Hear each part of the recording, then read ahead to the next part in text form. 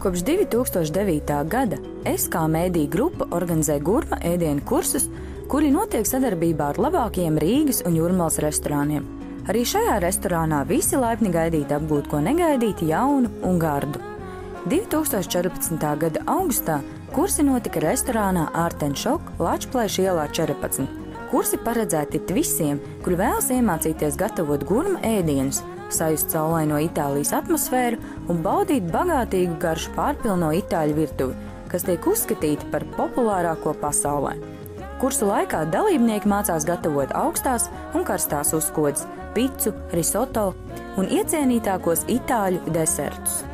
Kursu laikā ikvienam kursantam ir iespēja pašam gatavot pēc īstām, tradicionālām itāļu receptēm, kas tiek nodotas no paaudzes paaudzē un tiek turētas noslēpumā.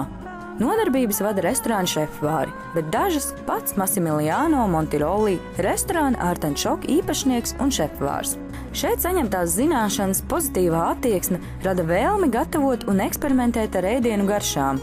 Šis ir vienkārši brīnišķīgs kurs visiem, kam patīk gatavot, bet kuram nepatīk, gatavošana iemīlēs. Īpaši lieliskas ir vienkāršās un radošās receptes, kas patiesi iedvesmo pamēģināt kaut ko jaunu un interesantu. Itāļu virtuves aura ir vairāk kā burvīga. Itāļi ir mīlētāji, un tas ir redzams gan viņu ēdienos, gan to gatavošanas stilā, gan arī mūzikas fonā. Itāļu virtuves smalkumu un tos mazos noslēpumus kursos tiešām lieliski atklāja restorāna šefvārs.